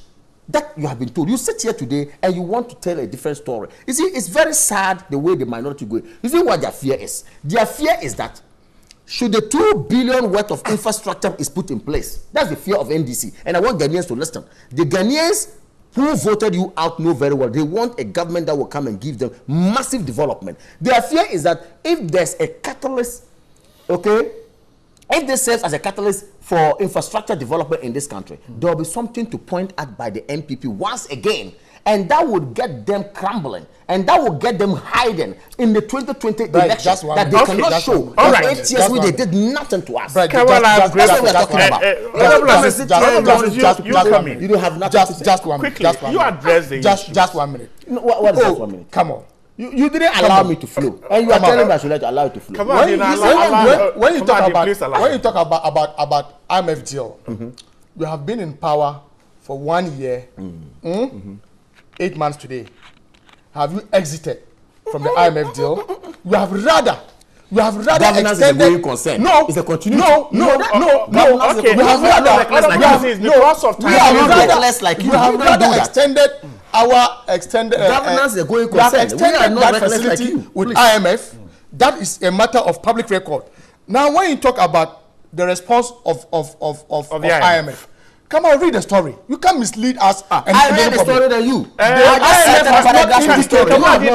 The IMF, please allow Honorable to make his submission so that our viewers. IMF has not indicated in anywhere in their letter that it is not a loan facility and that it does not breach. And that it does not breach. Hearing me? No, he was hearing me. And that it does not breach. Come on, you allow. Be a gentleman this morning. I am. You are not. Be disciplined. They have not indicated anywhere in their response that you have not breached the terms and conditions under the extended credit facility program. They haven't said so. All that they have told you is that all that they have told you. This is the daily guide. No, it's a quotation. Please don't get distracted. What they have told you, what they have told you is that progress. They require some time to be able to determine whether it is a loan facility or not. But, Bright, why should we argue about this thing? Who doesn't know what barter trade is? Who doesn't know what barter trade is? O-level economics will tell you. If you study economics at the secondary school, you should know. We are talking modern trends. That barter trade. We are talking modern trends, not your ancient. Give me this one. Let me give you this one. Barter trade. Barter trade is where you exchange goods and commodities, right? With this one, you are not paying with bauxite. Ghana doesn't even appreciate the details of the story. Ghana is going to mine the bauxite on our own, refine it, sell it, put the money into an escrow account, and use that proceeds to pay for it. What to the money? So even if you and go when to they were paying the first tranche of money, was it money or they brought in? You don't even appreciate the details of the story. So the Chinese are not taking bauxite. No, they are not taking bauxite. Okay. We would mine the bauxite, right? Refine the bauxite, sell the bauxite, pay into an escrow account, and use the proceeds to service that $2 billion with interest. With interest. There are transaction fees, management fees, and what have you. Even when you read, when you read the memo that came to Parliament, and these are characteristics of a loan. It's a loan facility. But Kamal has told you. Kamal has told you why they don't want to classify it as a loan. You know why? Under the terms and conditions of the extended credit facility with IMF, they cannot go beyond $500 million, right? So in order to be able to go round, they are saying it is a better arrangement, and not a loan. That's the main reason. Right. We've been in power for almost 2 years. Right. Exit from IMF. Right, please. Exit from IMF. Let us. My Friday is made. Right. You have this. You have some money sitting in your account. Today, I have this phone here. And Kamal is telling me. You tell me that this phone, should I get it, I would like it, but it should come in this form. Then I say, okay, I'll give you this phone, but it's going to go through here and then get back. Through where? Also use the phone. Through where? You sell the phone and pay. I will sell the phone and pay. All right. Gentlemen, have a restful weekend. I'm sure. We have done nothing very soon, former MP from them. That is your dream. And I can't fault you. Kawadi now belongs a member of the NPP. Honorable Abdulaziz is a member of the NDC, member of Parliament for Myon. Have a wonderful weekend, yes, and I'm sure we'll see you next week. Stay with us. Sports comes up after this.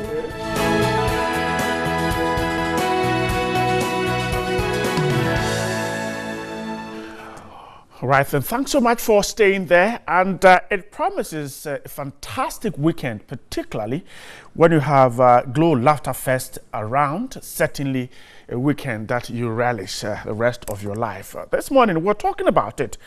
Perhaps you've seen the first one, the second, and perhaps this weekend, you're likely to be part of a fair. What exactly is it? And my guest will let us know. He's the head retail sales, Accra Glow Mobile, Kate Caesar is here. Good morning. Grateful morning. You're here with us. Thank you. And then Chemical, I'm sure you know him too well. He is a comedian. He is performing this Sunday at Glow Laughter Fest. Good morning, Chemical. Hope you're doing great too. Yeah, I'm amazing. Let me start the conversation with you. So the first two events were very exciting, but how did it go? Well, it went very well. I mean, it was huge. It was phenomenal. I mean, subscribers of Glow and then friends of Glow were treated to a night of laughter and fun. And in line with our promise, or in us honoring our promise, we want to do it again. Right. And it's going to even be bigger. It's going to be bigger because we're going to add a lot more comedians. Somebody like Chemical was not there the last time. He didn't perform, but he's going to join the rest. Basket Mouth is also around. Gordons is coming. Senator is coming. Himself, our own DKB, Humorous is also there. And it's going to be a night of fun. Certainly on Sunday. Yes. So if your ribs are beginning to show signs of cracking, you need to find some glue and fix it, because Sunday it might give up. Now, Chemical, you were there in the previous event, but you didn't get a chance to perform. Yeah, but exactly. on Sunday, you are in there. Yeah.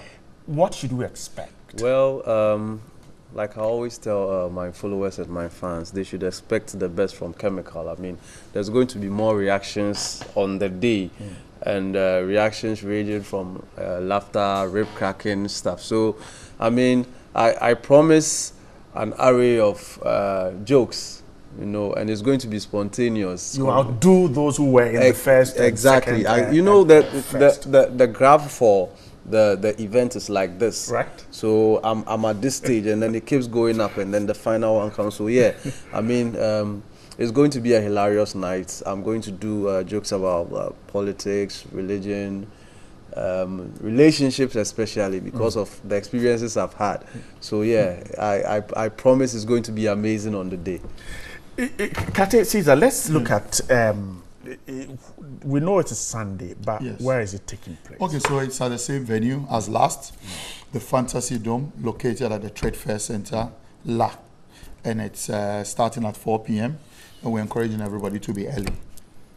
If a Glow subscriber wants to attend the show, what happens? Okay, so like we said, we're giving out what we call complimentary tickets. By complimentary tickets, what we want to say is if you're a Glow subscriber, just continue using your airtime and also data. So you use 20 Ghana cedis worth of recharge to make calls. We will call you, we will send you a message that you've qualified. In fact, those who are attending this Sunday's event may have already qualified. And then, or if you want to do a combo, 30 cedis for data and voice, you qualify. Now, you can also buy, if you're not a Glow subscriber, I mean, let me just address that. You can also walk into any of our shops and then buy a pre-bundle SIM at 30 Ghana cedis. And then automatically you're activated and then you qualify. So 30 Ghana cedis, which comes with 3.2 gig of data, and then you just use it. That's all. And you can also come to the event grounds on the same day. Right. And then you buy, and then you get your wrist ticket, your wristband, branded wristband, and that's the ticket. It sends you into the door. It sends you into it. And then we also have VIP tickets as well. If you want a VIP status to be treated to what goes with a VIP, you just go to any of our Glow World shops. So in our Glow World shops, you buy what we call a MiFi device, which comes with 30 gig of data for 261 Ghana cedis only. So that also qualifies you, and then you use your data afterwards. So this is what we do. Okay, now quickly run through what can get one in there. So first, a Glow subscriber. Second, if you're not a subscriber, then you have a treatment for VIPs. Yes, run through them quickly before we talk about the So if you're a Glow subscriber, it means you're already using Glow. So what we are saying is that top up your SIM with 20 Ghana cedis worth of recharge. Airtime. Right. It could be data or voice. What we call credit. Credit. Okay. Now, when you top up 20 Ghana cedis, use all the 20 Ghana cedis to make calls. Now, if you want to use part to browse, it means that you have to buy 30 Ghana cedis, which means 20 for calls, 10 for data. So that's 30.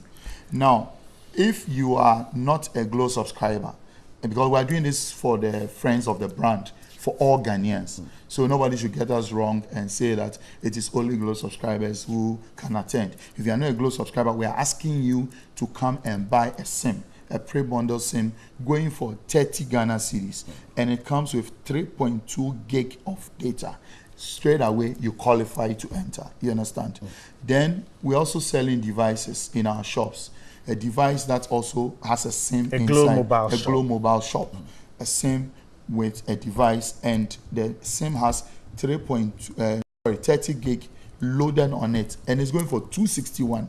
So you come and then you have a VIP treat. So the VIP, you know what goes with VIP, right? You know, we give you a lot of goodies and all that. You'll be in front, you get to interact with all the stars who come there and all that. So that's what it is. Okay. Now let me add, before you go on, there are some locations that we've added for convenience sake. For those who want to purchase, those items. Our Glow shops are located in different parts of the city.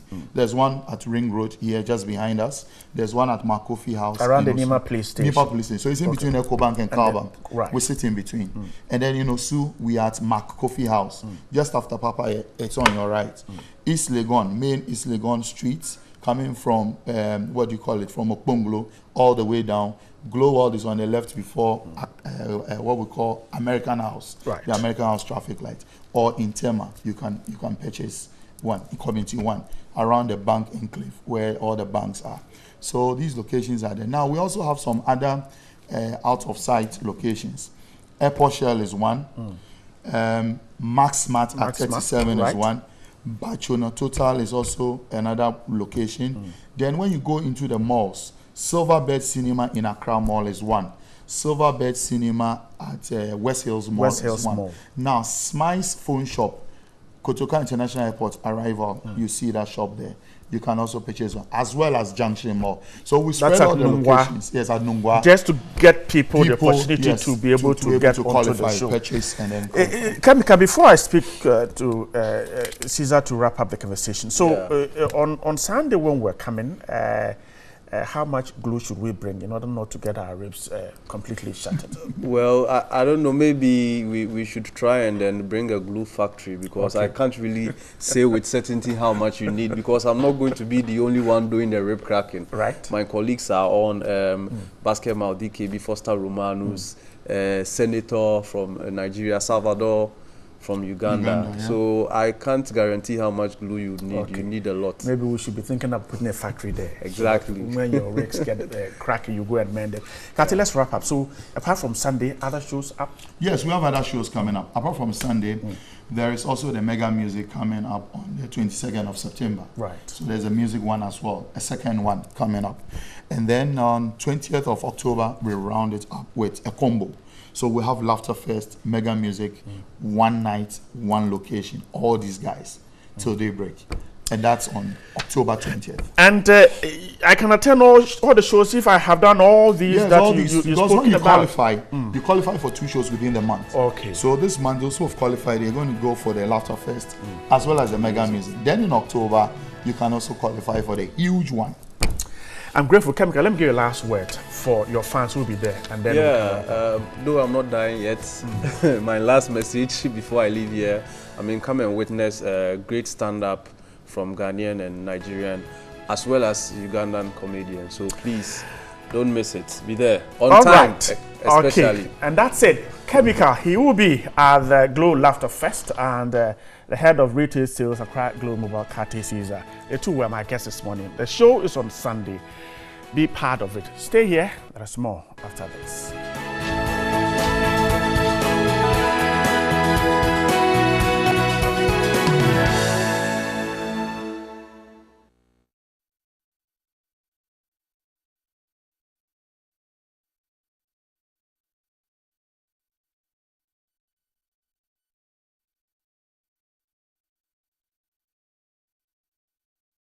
All right, welcome back, and here we are. So, getting into a conversation with the fine restaurateur, mother, beautiful, lovely actress, Akofa Ajeni.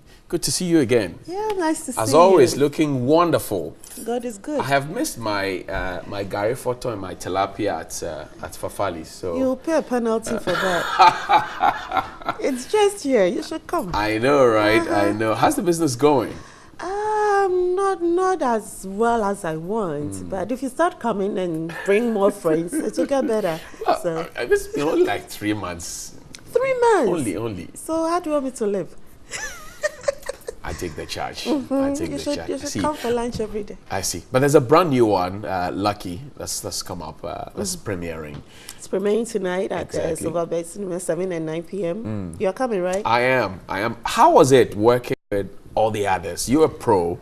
Working with all the others, how did it feel? Well, it was good. We have some new faces in there, but they are talented. They have real talent, and so it was good. It was good working with the new faces. It's good that we have new people in the system, so you know. We can exploit the talents, that there's so much talent around. That we have around. So we shouldn't be using the same faces all the time. So it's good that we get the new ones. What role did you play? I play Lucky's mother. Aha.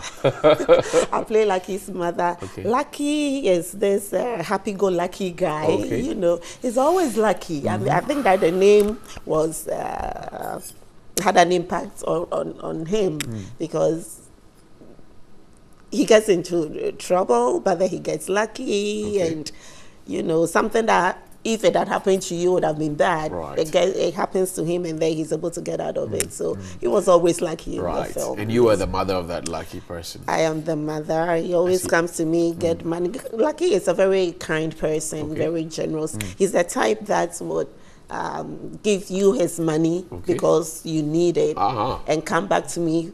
He would take money for his hostel fees because his mother has more. Well, I had a market. I was selling stuff in the store, you know. But he'll come to me, take the money, and spend it on his friends who need it and come back for more. Who else is in the movie with you? Fred Amuge. Who do you remember? Yes. Fred Amuge is, veteran. is in there, you know. Efia, it's on Stress. Okay. It's in, and then a couple of new guys. Right. But it's a nice movie. I see. Tonight, we're meeting where? 7 p.m. 7 p.m. At the Silver Bed. Silver Bed. Yeah, 7 and 9. Okay. And we're watching Lucky.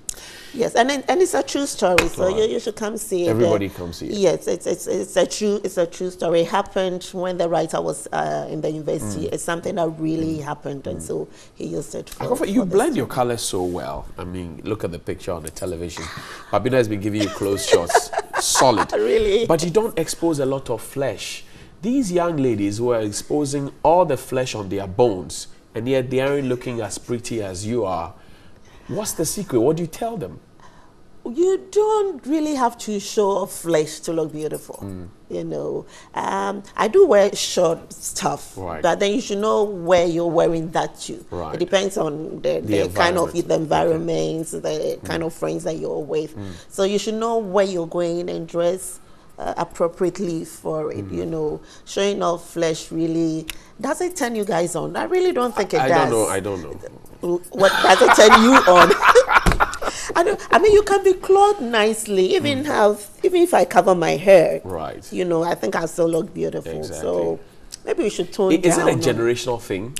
I think so. I think so. But I think we are copying blindly. Okay. You know, they watch a lot of Western movies, music videos and stuff like that, and they see all these people dressed like that. Okay. You know how...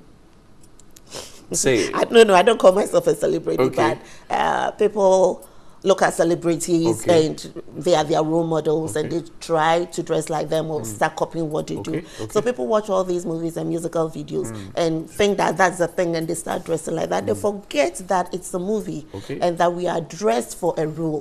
So if I'm playing... Lucky's mother, or if I play Lucky's mother, of course, then I'm a mother, a leader of a gang, so I'm going to be in that bandana, and I'm going to have all these trousers with all the cards, and you know, be tough and stuff like that. But that's for a role, okay? So if I'm playing a prostitute, I'm going to be wearing really short and chewing gum or smoking or drinking. It's a role. It's a character I'm playing. So if you're watching me, doesn't mean that you should start dressing like that. I could have weave on. It's red and blue. You actually see people with red and blue in town. I mean, like the person used it for a music video.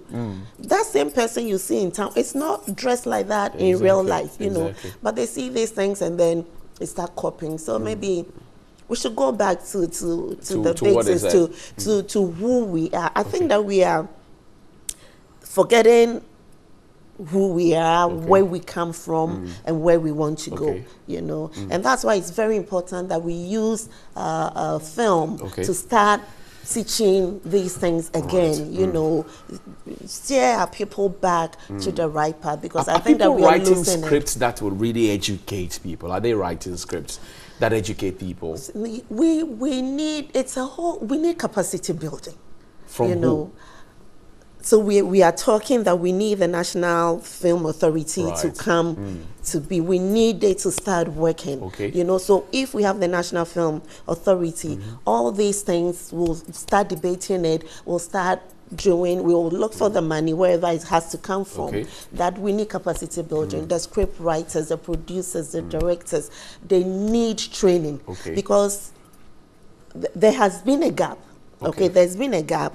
So some people just pitched cameras and started filling that void, making movies without the requisite training. Absolutely. You understand? So, and those people have played a big role. I mean, they've held a fort, you know, so you can't just say stop making movies. So what we need to do is to train them. Refresher courses, things like that. So they have to understand that if you make a movie and it's full of insults, you're not helping anything. You understand? You're degrading our culture because that is not who we are. So that's it. The trailer there for Lucky. That's what's on your screen. And it's happening tonight. 7 p.m. Silver Bear Cinema, 7 and 9 p.m. respectively. You go watch it.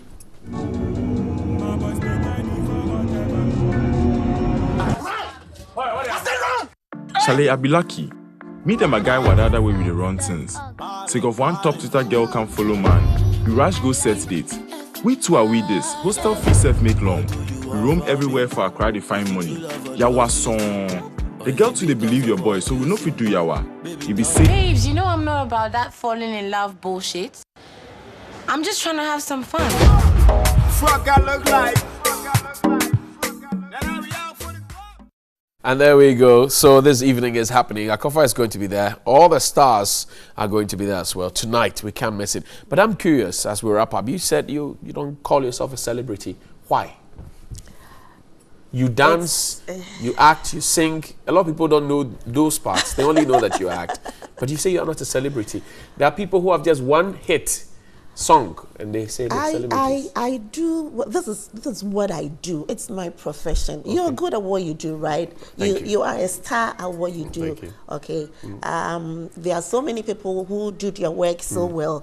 It's just that what we do comes on the silver screen for people to see, and so that we are seeing more than that person in that corner who is also doing so well.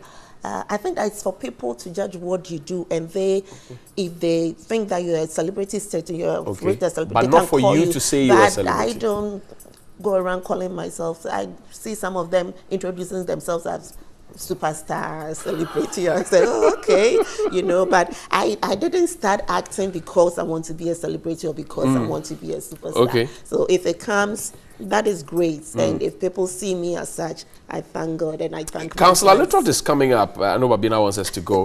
What should you not do on your first date? What should you not do? On your first date? Yes. Ooh. What should you not do? If you had to advise the young ladies out there, what should they not do on their first date? Definitely not sleep with a guy. Not sleep with a guy? No. But you can spend his money? If it's a day, maybe he bought a drink or food. Can you bring your friends along? If he invites to you, a first you live date? in a hostel, No. you have 3 mates, says, so let's go out. Said, let's go. He has money, let's go and spend. No. You don't do that. you definitely shouldn't do that. Not on a first date. Not on a first date, but you can do it. Even if you do that, he has to know and agree. I mean, you can't just go with friends on a date. That's why it's a date. It's a date. It's a date. With friends. It's not a calendar. No. Thank you very much. Councillor George Lutwas is coming up. We're asking a big question. What should you not do on the first date? Stay with us. We'll be right back. Hi, I'm Farida, and at this moment, I don't know how I'm feeling. I'm going on a first date, and it's been long. I mean, very, very long. So, I don't know. I don't know whether I should go with my friends, because I don't want to seem boring alone with him, and I don't want us to get to a point where we are not talking, you know, that kind of feeling. At least if my friends are there, would be a little entertaining. I don't know. I don't know whether I should go with my friends or I should go alone. I just need some little, you know, help. Yeah. I'll do, don't do. I'll do, don't do. I'll do, don't do. I'll do, don't do. I'll do, don't do. I'll do, don't do. I'll do. So that's the question we're asking today here on the relationship segment. But I'm joined in studio by Councillor Lutrot. And the simple question is, what should I not do on my first date? Well, thank you very much. I think, let me say a very cherished good morning to cherished descending viewers. Let me say that in the first place, dating is not a relationship. Okay. That is the first established fact. All the books you are reading, 70% of them are chaff. They have no content.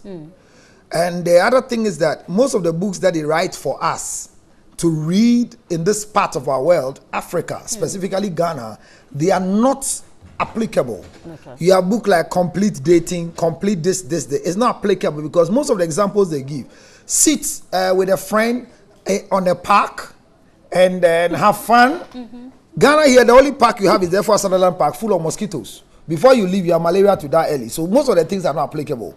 But in the first place, if you want to learn, dating is not a relationship. Okay. So the first things you're supposed to do at dating, remember, dating must not be a surprise. Councillor, maybe before we even get there, can you tell us, what is dating? Dating is fixing time, dates, and venue to meet to have any form of discussion. Right. We have categories of dating. There's a form of dating that is geared towards business discussion, geared towards relationship, geared towards family. Even this morning show is a date with you. So you're just fixing a date and time to meet. Right. You understand? Okay. So once yours is that you want to, is towards a relationship, the first thing you need as a normal human being to start dating is to first go for premarital counseling. No, but that's very confusing because from what we understand, you would want to date a person to get to know the person and see if you are worth marrying each other before you'd go for premarital counseling. No, that is the lie the church have brought to you. That's what we are suffering today. Which church? All the churches, including where you attend. Even my place is the same thing. We are struggling to correct the myth and the negativity. They tell you that the time you can come and get to somebody to know is come for premarital counseling when you have a boyfriend. It doesn't make sense. You do premarital when you don't have anybody in your life, because it is when we are able to discover your demographic data and do self-discovery. My sister, if you don't know yourself, can you tell somebody who you are? But I mean, having grown, people don't marry as children. Obviously, you would have matured to some extent. So you would know yourself to some level. No, will you be shocked to find a girl at age 38 who doesn't know anything about her family? Then that must have been a mishap. But it So won't be the regular. There are too many mishaps in our world today. That people have grown, they don't know who their father is, but they're writing their mother's name. But Counselor, it's difficult to understand. I just need you to backtrack and get us to go along with you. So you are saying that everybody ideally should have premarital counseling Once you have the intent that you want to be a husband and a wife, go for premarital counseling. And premarital counseling is to help you discover yourself and also put your desire. What do you want to have as a wife? Right. What do you want to call a husband? Okay. Do you understand? So that is when we discover you and make you feel important. So when you venture in any dating institution or fraternity, you know the questions to ask. Okay. So one of the things that will never come into your mind is that dating means we should be kissing, we should think of having sexual intercourse. No, it's not part of it. So the first thing you need is to discover yourself, and discovering yourself is through premarital counseling. That's one. So we've discovered ourselves. Now we've decided we want to get married or want to find out if we're suitable. The first thing is that nobody should pick you from where you live or your office. One error. Anytime anybody wants, you just laugh. Anytime anybody wants to date you, dating must not be a surprise. So wherever I'm taking you, you should know where I'm taking you. Okay. And you should go when you are also comfortable. Okay. I encourage young people that if you want to take me for a date, tell me where you're taking me. Right. It's not a surprise. So I want to take you out to maybe TV3, canteen. Okay. Maybe you've opened a canteen that looks better. So I'm taking you TV3 canteen. Okay. You don't know TV3 canteen. One of the best things you do is that familiarize yourself with the place. That's one. And I'll give you the reason why. I'll give you the reason. It might not be okay for you, because of social media. But know where you are going. But Counselor, because I find it on a regular date. If I have a friend or a regular outing, my friend can call me and say, let's meet at Novotel. But maybe I don't even know the place, but I'll go. And I'm telling you that this is why you go and you become victims at the place. I met a guy at Moving Pick with two girls. Okay. And whilst they were eating, I was sitting there, and because my nose, I just snooped my nose into people's cases because of relation matters. I was following the conversation, and I saw that it was just a date. But the regular thing, when you come and meet one girl, let's go for a date. Oh, my friends want to go with us. Can they join? They'll buy their own drink. And as a guy, you want to go with them, and they sit at your table. So I think the guy rented a car, came to Moving Pick with them. They were drinking and everything was happening. But at the point in time, 9 o'clock, the car must go back. Right. I saw the guy, he got up one and was speaking on the phone. So if an extra, I don't see $50, I say, it's too much. Okay, I'll see how I can get a car. So they were sitting all of a sudden, he said it's coming. Then he passed out Soko Wiwi. The next thing was that the guests were left on the table. All the things that they were eating and drinking, they had to pay because the guy must return with the vehicle that they came to. And I'm saying that you don't go to numb people, those who don't understand tree. You don't go and numb people at date. Know where you are going. Have equal costs that you want to spend at the place. Number 2, know that when you go for date, transport yourself to the venue. Why is that so key? Because why should I know your house the first day I meet you to have a date with you? But from what you said, it wouldn't necessarily be the first day you're meeting. You could have known each other for quite some time, but now you actually want to move. You see what happens on first dates, and I'm saying that I should not pick you from where you reside. I shouldn't drop you at where you reside, because in the first place, our dating, after meeting me for the first day, I realized that what really I want after my premarital counseling, I don't want to marry an Ewe. I don't want to marry a Ghana. But these things I don't want are where you're coming from. So within our dating lines, our meeting has ended. But because you know where I live, I've been under the pressure also. You wake up in the morning, the guy has parked his car in front of your house. You wake up, your mother says somebody's looking for you, PA1. Hey, George, hey, now one lecturer, you forgotten that on your first day you brought a guy, or the guy comes to pick you from TV3. I meet people who are coming for shows. They are equally resource people with me, young girls, and they come with people they claim they are their boyfriend. They are waiting to pick them home, and I go like, I know ma. How do somebody follow you like a mini dog, not original dog, mini dog, because you are dating? My sister, the first thing is that you don't allow them to know where you live. Okay. It's not part of the thing. Anyway, so your final You understand? words. Okay, so in my final words, not because I'm going to die, because definitely by God's grace, by the permission of the police, I'll come next week. My final words are this. Dating is not a relationship. So anybody who is going out with you for date and is requesting for sexual intercourse, if you are ready to practice prostitution, to be a shall will do it. But it's not because people say, oh, sex is out of the game. So learn it. Dating is not a relation for you to introduce people. Meet Nana, my future wife to be. No, it's an error. If you want to learn how to date, the first thing is discover yourself. And if you want to discover yourself, 0277 60 9644. Malebleo 0277 60 96 44. But let me please say this, I beg you. Whoever is watching me as a husband, if you are a husband and you don't have secrets in marriage, you are a fool. That's the word you have for the weekend. Weekend. Right. Anyway, you've heard Councillor Lutra there, but I hope he's been able to tell you something, a thing or two about what not to do on your first date. It's up to you to decide whether you take his opinions or not. But that's how the cookie crumbles here on Newday this morning. We'll join you same time next week, Monday to Friday. Make time with us. Myself, Bright, and Johnny will leave you today, and we say have a blessed weekend. Take care of yourselves. No accidents on the road. Thank you so much to the crew, producers, everybody. It's been a great day. Have a blessed weekend. See you next week.